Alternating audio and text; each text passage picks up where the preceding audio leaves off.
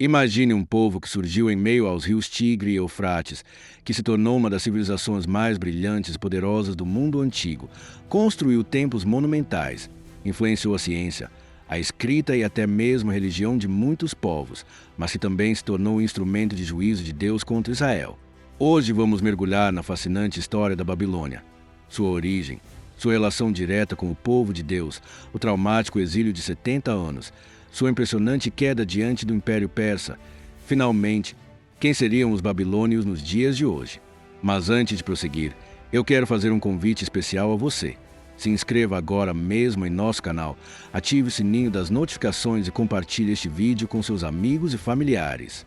Aqui você encontrará estudos bíblicos aprofundados que unem história, arqueologia e fé cristã para fortalecer a sua caminhada com Deus.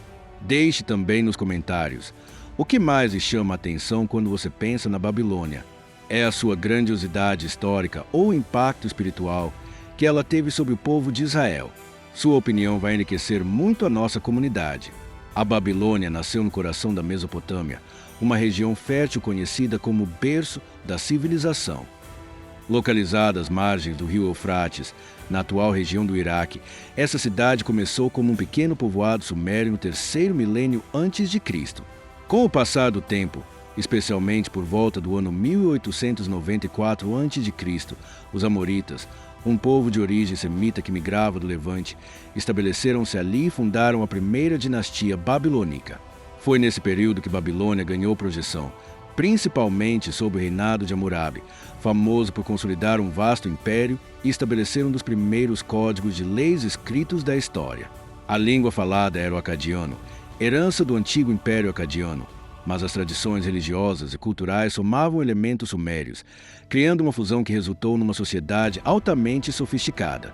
Os registros arqueológicos encontrados em tábuas de argila, templos e zigurates confirmam que Babilônia era um centro de conhecimento, comércio e religião. O deus Marduk se tornou a principal divindade babilônica e a cidade foi considerada um centro espiritual e político da região. No entanto, para o povo de Deus, Babilônia nunca foi apenas uma cidade. Desde o livro de Gênesis, ela aparece associada à rebelião contra o Senhor. Em Gênesis capítulo 11, versículos 4 a 9, lemos sobre a Torre de Babel. E disseram: Vide, edifiquemos para nós uma cidade, uma torre cujo cume toque nos céus, e façamos para nós um nome, para que não sejamos espalhados sobre a face de toda a terra. Então o Senhor desceu para ver a cidade e a torre que os filhos dos homens edificavam. E o Senhor disse: Eis que o povo é um, e todos têm a mesma linguagem. E isto é o que começam a fazer. E agora não haverá restrição para tudo que eles intentarem fazer. Vinde, desçamos e confundamos ali a sua linguagem, para que não entendam a língua do outro. Assim o Senhor os espalhou dali sobre a face de toda a terra, e cessaram de edificar a cidade. Por isso se chamou seu nome Babel, porquanto ali confundiu o Senhor a linguagem de toda a terra, e dali os espalhou o Senhor sobre a face de toda a terra. Essa passagem mostra como a Babilônia, desde sua origem, se tornou símbolo de orgulho humano e resistência à vontade de Deus. É interessante notar como a arqueologia confirma que a região onde se ergueu a Babilônia foi a mesma onde ocorreram esses eventos iniciais, unindo a narrativa bíblica e a história antiga. Para os israelitas, Babilônia seria sempre mais do que uma potência política. Era o emblema da soberba humana contra o Criador. O ano era 586 a.C. Nabucodonosor, rei da Babilônia, invadiu Jerusalém, destruiu suas muralhas, incendiou o templo do Senhor e levou cativos milhares de judeus para viver em terras estrangeiras. Esse evento ficou marcado como um dos momentos mais dolorosos da história de Israel, o exílio babilônico. Diferente do tempo de escravidão no Egito, este não foi apenas um cativeiro físico, mas também espiritual e emocional, que atingiu o coração da identidade do povo escolhido. A palavra de Deus registra em 2º livro dos Reis, capítulo 25, versículos 9 a 11, e queimou a casa do Senhor, e a casa do rei, e todas as casas de Jerusalém, e todas as casas dos grandes também queimou a fogo, e todo o exército dos caldeus, que estava com o chefe da guarda, derribou os muros em redor de Jerusalém. E o restante do povo que ficou na cidade, e os desertores que se entregaram ao rei da Babilônia, e o mais do povo, Nebuzaradão, o chefe da guarda, levou cativo. Enquanto no Egito Israel viveu como escravo, na Babilônia experimentou o peso de ver sua pátria arrasada e o templo, símbolo da presença de Deus, em ruínas. O Salmo 137 retrata a dor desse povo no exílio, junto aos rios da Babilônia. Ali nos assentamos e choramos, quando nos lembramos de Sião. Sobre os salgueiros que há no meio dela, penduramos as nossas harpas. Pois aqueles que nos levaram cativos nos pediam uma canção, e os que nos destruíram nos pediam alegria, dizendo: cantai-nos um dos cânticos de Sião. Mas como cantaremos a canção do Senhor em terra estranha? Salmo 137, versículos 1 a 4. O exílio foi ainda mais severo porque o povo entendeu que aquela derrota não era apenas militar, era espiritual. Jeremias já havia profetizado sobre isso, anunciando 70 anos de cativeiro. Em Jeremias capítulo 25, versículos 11 e 12, está escrito: e toda esta terra virá a ser uma desolação e um espanto, e estas nações servirão ao rei da Babilônia 70 anos. E acontecerá que, quando se cumprirem os 70 anos, castigarei o rei da Babilônia e aquela nação, diz o Senhor, por causa da sua iniquidade, e a terra dos caldeus farei deles ruínas perpétuas. Para os judeus, cada dia no exílio era um lembrete da desobediência que os havia levado até ali. A dor de estar distante da terra prometida, de ver seus filhos crescerem em um país estrangeiro, cercados por costumes e deuses estranhos, trouxe uma crise de fé sem precedentes. Foi nesse período que a prática da leitura e do ensino da Torá se intensificou, dando origem ao que mais tarde seria o costume das sinagogas. O povo de Deus, privado do templo, aprendeu a se apegar à palavra escrita, garantindo que a fé sobrevivesse mesmo longe de Jerusalém. Esse exílio deixou uma marca tão profunda que até hoje é lembrado como um dos grandes momentos de disciplina divina na história de Israel. Ao contrário da saída triunfante do Egito, o retorno da Babilônia foi lento, penoso e exigiu reconstrução espiritual, cultural e nacional. O exílio não foi apenas uma prisão geográfica, foi o momento em que Deus tratou o coração de seu povo, mostrando que, sem fidelidade à sua aliança, nenhuma nação poderia se sustentar. Quando olhamos para a história de Israel, encontramos dois grandes períodos de cativeiro, o primeiro no Egito e o segundo na Babilônia. Ambos foram tempos de dor, disciplina e transformação, mas existe uma diferença fundamental entre eles.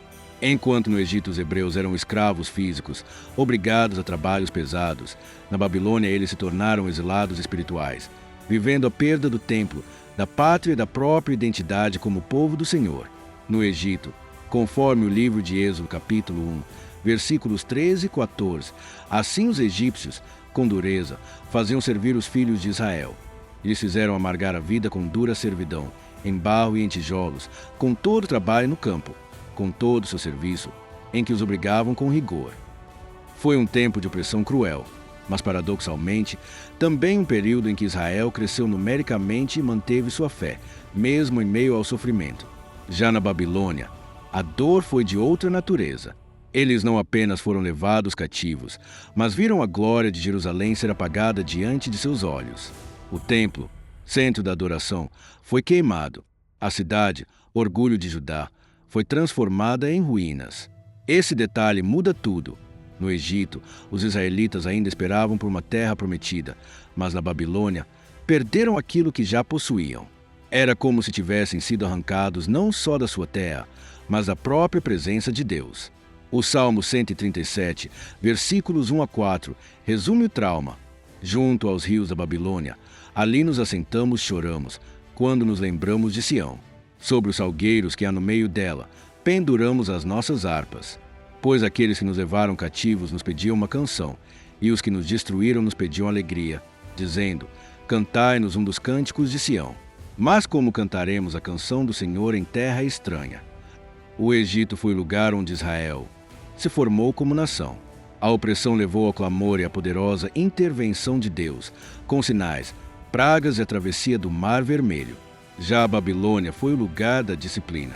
Os profetas, como Jeremias e Ezequiel, deixaram claro que o exílio era consequência da desobediência e idolatria. Jeremias capítulo 29, versículo 10, registra a promessa do Senhor. Porque assim diz o Senhor: certamente passados 70 anos em Babilônia vos visitarei, e cumprirei sobre vós a minha boa palavra, tornando a trazer-vos a este lugar. Essa diferença explica por que o exílio foi considerado mais severo do que o tempo no Egito. No Egito, Israel clamava por uma libertação de algo externo, mas na Babilônia, o povo chorava pela restauração de algo interno, a sua comunhão com Deus. A escravidão egípcia endureceu os corpos, o exílio babilônico quebrou os corações. Foi ali que Israel aprendeu que a presença de Deus não está presa a um templo ou a uma terra, mas a fidelidade da aliança. Babilônia, com seus muros imensos e sua fama de invencível, parecia destinada a durar para sempre. Mas a história nos mostra que nenhum império humano resiste quando Deus decreta o juízo. A cidade que havia destruído Jerusalém e levado o povo de Israel ao exílio também conheceria sua própria queda, e de uma forma surpreendente. Internamente, a Babilônia já estava enfraquecida. Nabonido, o último rei, havia rompido com a tradição religiosa da cidade, afastando-se do culto a Marduk, o principal deus babilônico, e favorecendo o culto ao deus à lua, Se. Isso gerou instabilidade política e religiosa, alienando sacerdotes e parte da população. Além disso, Nabonido deixou a administração da cidade sob os cuidados de seu filho Belsazzar, o mesmo que aparece no livro de Daniel. Em Daniel capítulo 5, versículo 27, lemos as palavras de juízo sobre ele. Pesado foste na balança e foste achado em falta. Enquanto isso, o Império Persa, liderado por Ciro, o Grande, crescia em poder. Em 539 a.C., Ciro avançou contra a Babilônia. A tradição histórica e as inscrições antigas relatam que os persas conseguiram desviar o curso do rio Eufrates, permitindo que seus soldados entrassem na cidade durante a noite, praticamente sem luta. A Bíblia registra esse evento como cumprimento da profecia. No livro de Isaías, capítulo 45, versículo 1, está escrito: Assim diz o Senhor ao seu ungido, a Ciro, a quem tomo pela sua mão direita, para bater as nações diante dele, e para desatar os lombos dos reis, para abrir diante dele as portas, e as portas não se fecharão. O episódio é retratado dramaticamente em Daniel capítulo 5, quando Belsazzar promoveu um grande banquete. Em meio à festa, mandou trazer os utensílios sagrados do templo de Jerusalém para beber vinho com eles. Foi então que uma mão misteriosa escreveu na parede: Mene, Mene, Tekel, Ufarsin. Daniel interpretou a mensagem como o fim do reino. Mene, contou Deus teu reino, e acabou. Tekel, pesado foste na balança, e foste achado em falta. Pérez, dividido foi teu reino, e deu-se aos medos e aos persas. Daniel capítulo 5, versículos 26 a 28. Naquela mesma noite, a cidade caiu, e Belsazzar foi morto. Assim, o império que havia humilhado Israel e parecia indestrutível foi derrotado sem grandes batalhas. Foi um colapso rápido, quase inesperado, que mostrou ao mundo que Deus levanta e abate reinos conforme a sua vontade. Para os exilados judeus, essa queda representou esperança, pois Ciro decretaria pouco tempo depois que eles poderiam retornar a Jerusalém e reconstruir o templo.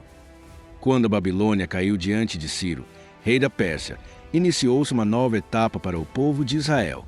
O decreto de Ciro foi um marco histórico e espiritual. O livro de Esdras, capítulo 1, versículos 2 e 3, registra suas palavras.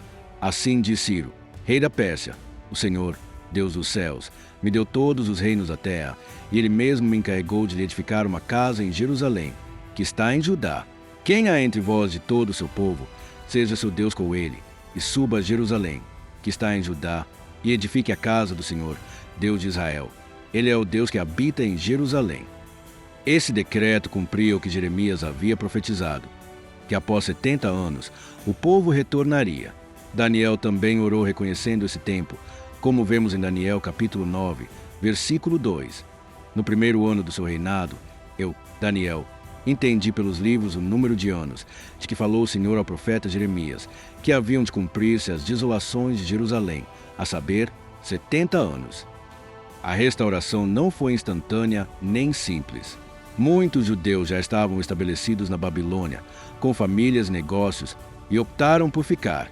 Outros, no entanto, atenderam ao chamado e iniciaram o difícil processo de reconstrução. O retorno revelou uma grande lição: Deus disciplina, mas também restaura. O exílio havia quebrado o orgulho do povo e renovado a consciência da importância da aliança com o Senhor. Sem o templo, eles aprenderam a valorizar a palavra escrita e a reunião em comunidade, práticas que se consolidaram nas sinagogas.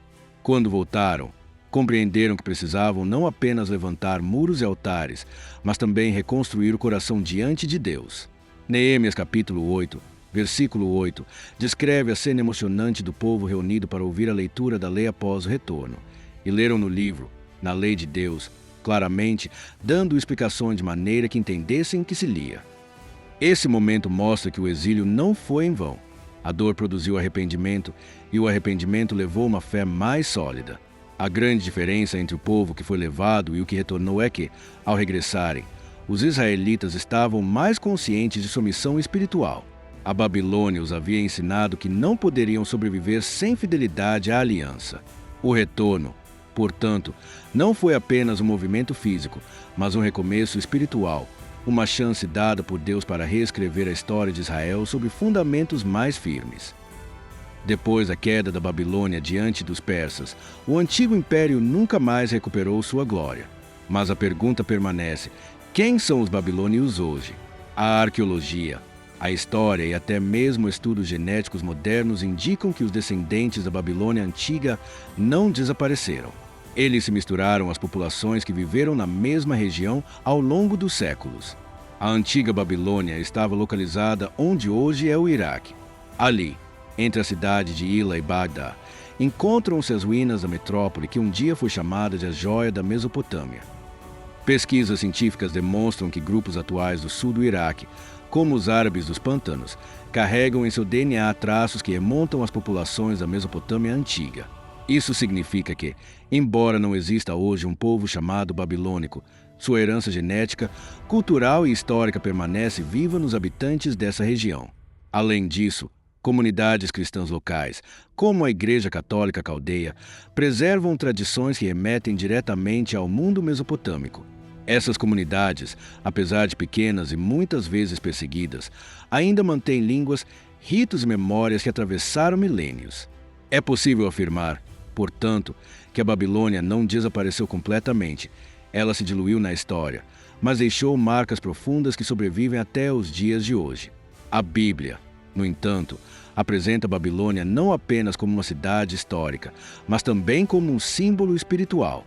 No livro do Apocalipse, capítulo 18, versículo 2, o apóstolo João declara: Caiu a grande Babilônia, e se tornou morada de demônios, e covil de todo espírito imundo, e esconderijo de toda ave imunda e detestável. Aqui, a Babilônia não é apenas uma cidade do passado, mas uma representação de todo o sistema humano que se levanta contra Deus. Assim, quando pensamos nos babilônios hoje, precisamos enxergar duas dimensões. A primeira é histórica. Eles continuam presentes nos descendentes das populações do Iraque moderno. A segunda é espiritual. A Babilônia continua sendo símbolo da arrogância humana, da idolatria e da rebelião contra o Senhor.